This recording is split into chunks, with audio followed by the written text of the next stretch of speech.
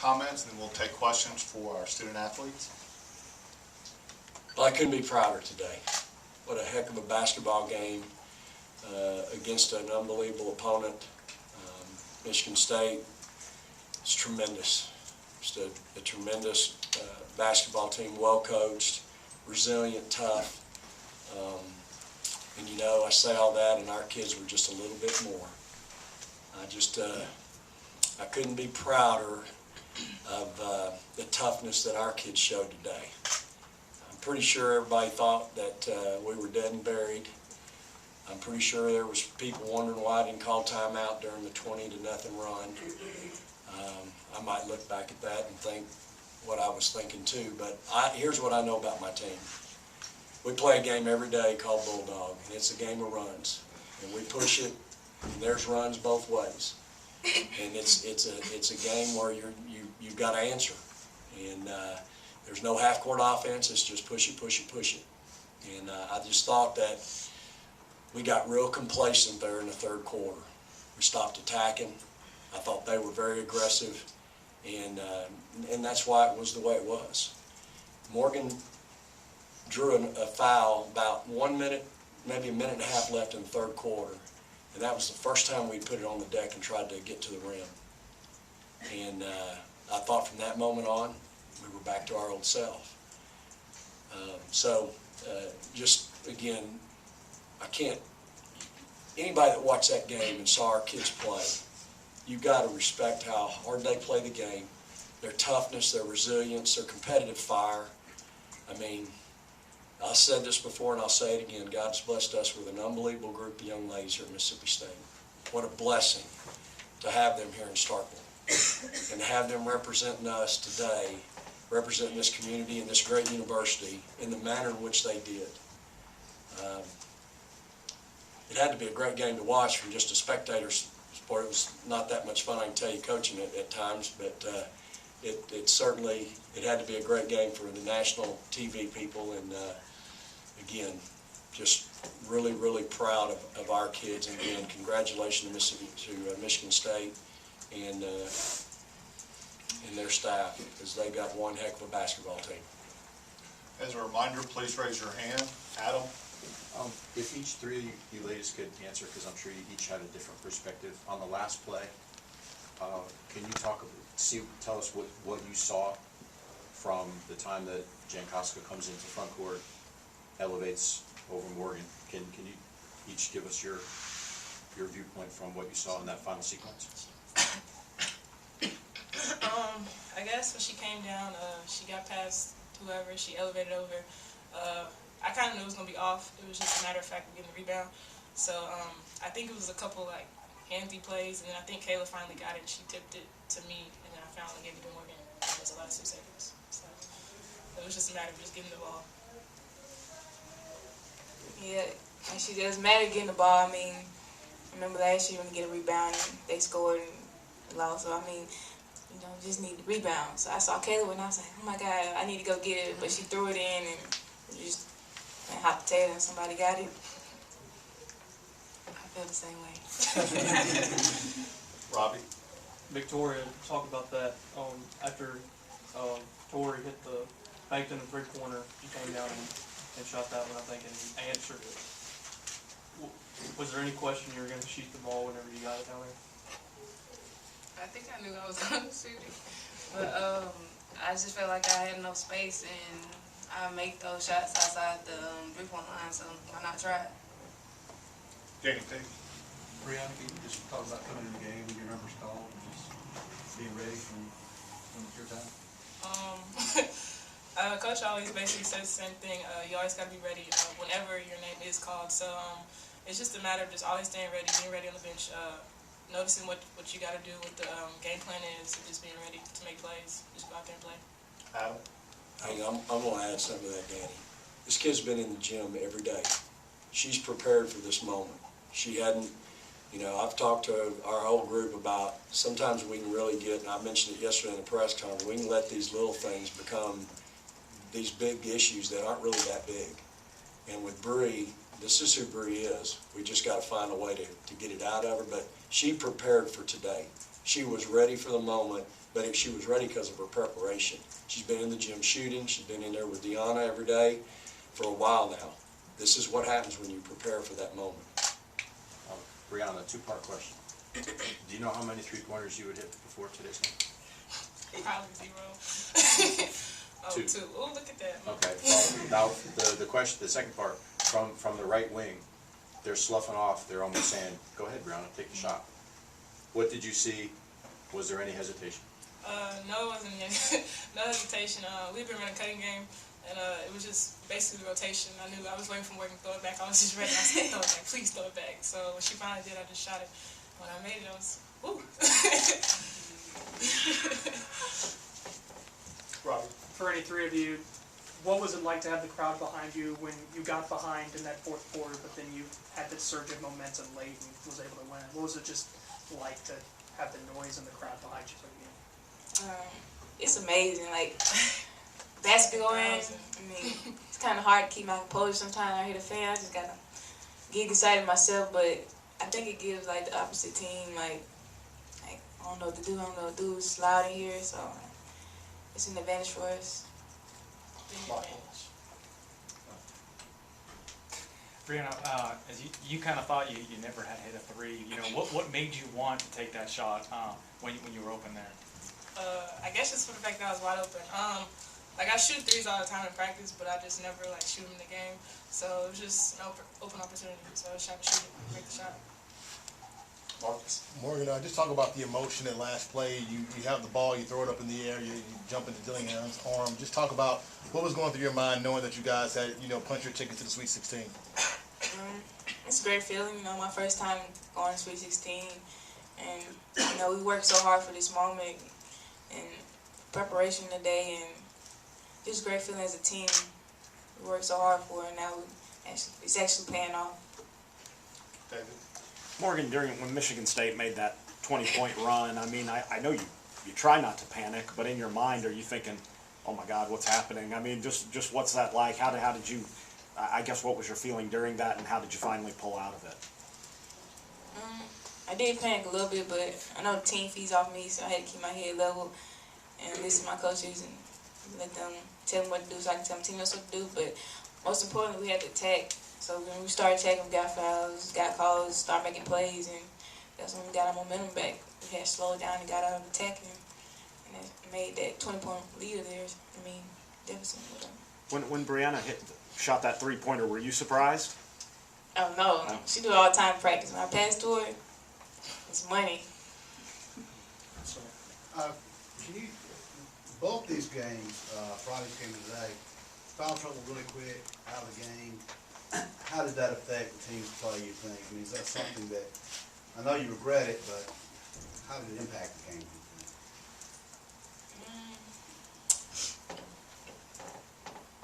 For me sitting on the bench, I guess I can see what's going on, what will be open when I get back out there. But most importantly, I gotta stay out of foul trouble. I keep my hands off people, get to the spots quicker, get the charge instead of the block. I gotta play smarter because I know my teammates need me out there, but Jazz just need to keep focused and run the team, and she'll be okay out there when I'm on the bench. Bob? Breanna, I know you said you feel like the crowd was an advantage, especially that fourth quarter coming back from that run and then holding on to it late. What did you see the impact was on both sides for you guys and for them?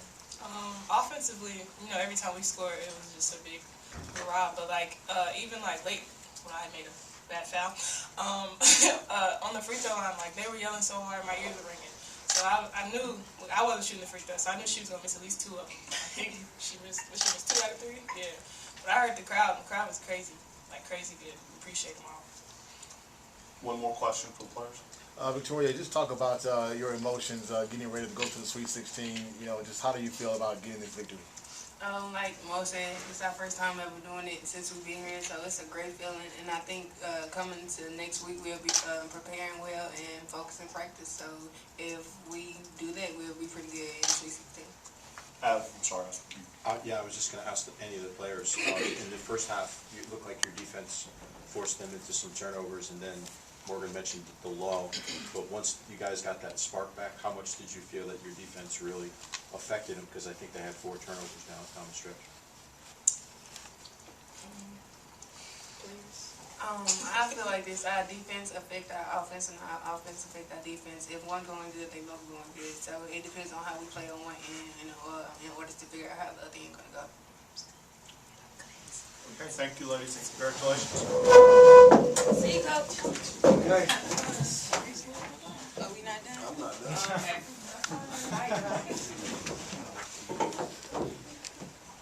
Steve? Coach, if you would, take us to that final timeout. What did you tell your team? Well, how many, there was a bunch of them late, but for them, we were up 4. Yeah, and so we talked about switching everything, even, and I'm looking at my 6'7" freshman, and she's looking at me, and she's trying to figure out what switch everything means, even though we've been through that. And so I was really more focused with her. I felt like the rest of them would get it, but I wanted to make sure she knew if the point guard came off of a 1-5 screen, she had the 1. And the 2 doesn't beat you, so don't worry about the 2. And so you just talk to them about it. We talked about if they go try to get a quick 2 on the inbounds, we need to defend the quick 2. Once they start, you realize they're trying to run a set, it's probably for a 3. So now let's start thinking how we defend in the 3-point line. So that's what we talked about, was just defending the 3-point line and not allowing them to, and I thought we defended it fine. Bree, is that when Bree got the foul down there in the corner? So anyway, I thought we defended it well. Dave? I know Breanna said she didn't hesitate when she shot that 3. Should she have? I mean, were you surprised that that was the person to take the biggest shot of the season? Absolutely not. I mean, I think that kid's being rewarded for her hard work. She's had some struggles this year, but great players find a way out of that. We need Bree. Our 4s answered the bell today. They went 8 for 10. Our 4s have been struggling. Her and Katera. Katera goes 3 for 3, and Bree goes 5 for 7.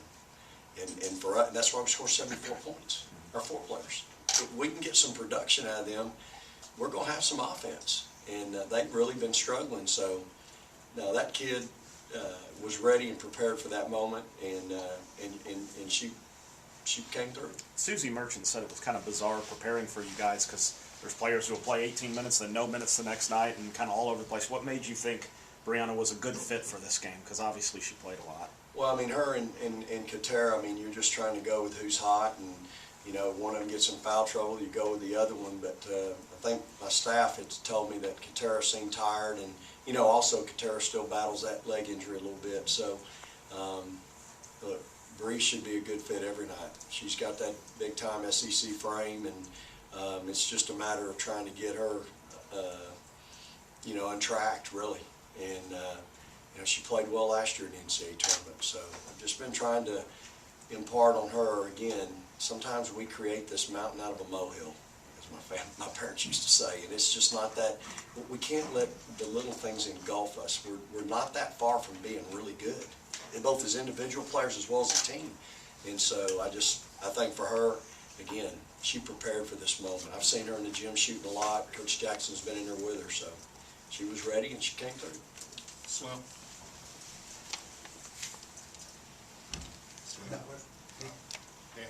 Coach, your bench outscored them 18-4. Of course, Bree got 12 of that, but Taylor Levitt hit 2 big free throws for us. Let's talk about your bench score. Well, I mean, our bench played well night before last, and I thought they played well tonight. Kayla Levitt came in and gave us some big-time minutes. And, again, made 2 big free throws, The one thing I talked to Bree about is when we took the ball out of bounds, that ball needs to go to Morgan's hands. And she threw it to Victoria. Now, Victoria's a 76% free throw shooter, but Morgan's 84. And so we need to make a better decision there if we can. And, Victoria, hey, I'll put her on the line when the game's on the line every night. But you're right, Kayla made some big free throws for us down the stretch. But let me tell you, she guarded. She had to have 23 tonight for a little while. And then once we got in a little deeper foul trouble, when Dom came out, Tori had to take her. And that may very well be the game. That kid was 5 for 13. That's one of the best players in the country. We held her 10 points under her average. That's a heck of a job. Hugh? Vic, how much were you guys aware that how much they were going to try to push it and transition? It It always seemed like your girls were ready and knew on the fly how to handle it. Yeah, we knew they were gonna be good in transition. I thought when they made their run, we were having a hard time getting back and matching up. I thought a couple times we were jogging, a couple kids were jogging, and so, but we knew it was coming. And so I thought we handled it the first half great, but when they made their run, they were really shoving it down our throat a little bit. So, you think about getting a timeout there, but again, I think our kids play through that stuff just a lot better. And I'd rather have them late if I need them. And I just have a lot of confidence, in our players and their toughness, their resilience.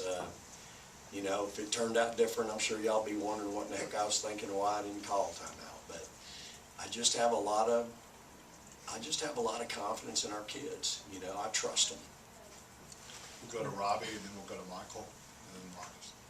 When you went up 13 after Victoria's 3, I think it was a 20-0 run. It seemed eerily similar to that Kentucky game in the SEC tournament when things just kind of. Were you thinking that? Yeah. Golly. Things just kind of snowballed and got out of control. What were your thoughts during that time? I was thinking about the Kentucky game. Did you think it was ever going to end? I just thought if we could ever score, we'd kind of get that, we'd kind of get that glaze off our face. I was looking out there, Tori kind of had that glaze on her face, and Morgan was turning it over, and she knows she can't turn it over, and so she wears her feelings on her shoulders a little bit. Those kids care so much, they know. And so I just thought if we could just score, but we were so passive. We weren't attacking. We were just standing out there passing it around the perimeter and hoping we make a jump shot instead. And then when we went inside, our fives weren't finishing. And so it just, that's what I was thinking, is if we can just score and get off the snide, we could do something. Michael? I think there was 25 fouls, 15-1 in the game. How did that just affect the pace of how you coached with Dominique in foul trouble and fouling out, and then I think Morgan had 3 in the first? How did that kind of affect your ability to Yeah, it makes it challenging as a coach. That's not something you go into a ball game, hoping happens, and but you got to have a plan in your back pocket.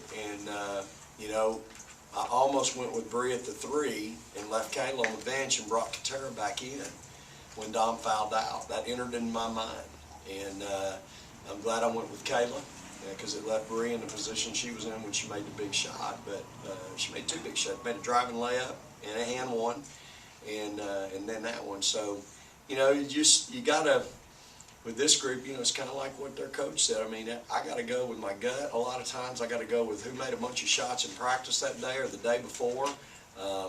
You just kind of got to have a good feel for your team. And look, I've been with this group now for a while, 2 years in running with a lot of these kids, and 3 years with my junior class. I got a pretty good feel for them, and so I just, you got to make a decision. That's why, I guess that's why I'm the head coach. Marcus? Coach Schaefer, Coach Burton talked about how loud it was in there, and how much of a factor do you think that played down the stretch for your team to pull out this victory with the fans in there? Look, I don't think there's any doubt we don't win that game if we're not at home. I think our fans were tremendous. I appreciate Coach Merchant's comments. I heard her make a comment about it. It sounded like, it was 7 in there, and it sounded like 14 or 20, however many, but 70. What a tremendous compliment. And my hat's off to our fans, and I appreciate her making that comment. Again, y'all, this is what our game needs. This is what the women's game needs. The country needed to see what we've been preaching around here for a couple years now, about how special this place is, about our fans, about our support, about our community, about this city, about this great university that we represent. It's really special here. And, I wish I could have shook all 7,094 of their hands and told them I wish we could have hugged every one of them's necks, because they deserved it. And they pulled us through. And it was really a great atmosphere. How much fun was that for our kids? How much fun was that for y'all? Look, I've been in there now 4 years. I don't know if I've ever heard it louder. And it was a great environment tonight. For those student athletes on both teams, tremendous environment.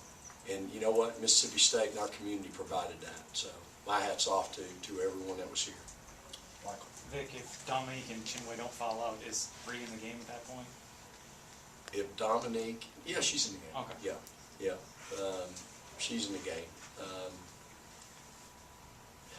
You know, it's her and Katera. You know, last night it was Lacaris. Right. You know, Friday night was Lacaris. She Right. came in and gave us a boost. So, you know, it's just you know, you just kind of got to go with your gut certain times.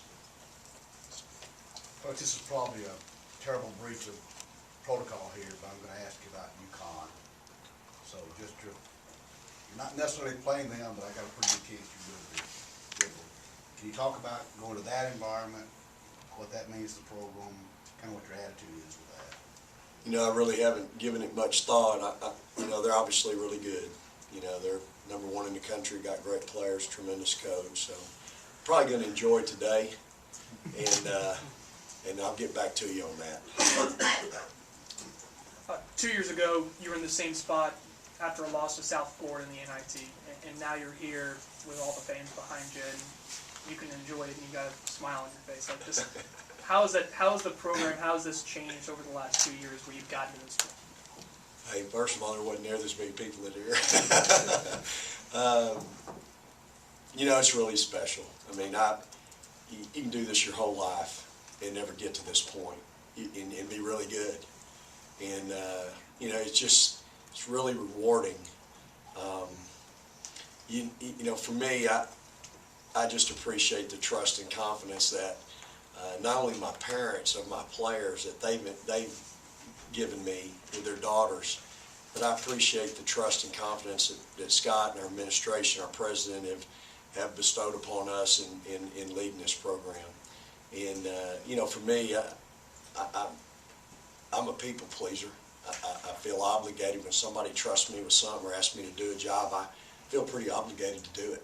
And just kind of how I was raised, you know, in that military background of my father and my mother. So, you know, I feel like that, you know, we're doing what we're supposed to do. We're doing what we said we were going to do when we came here.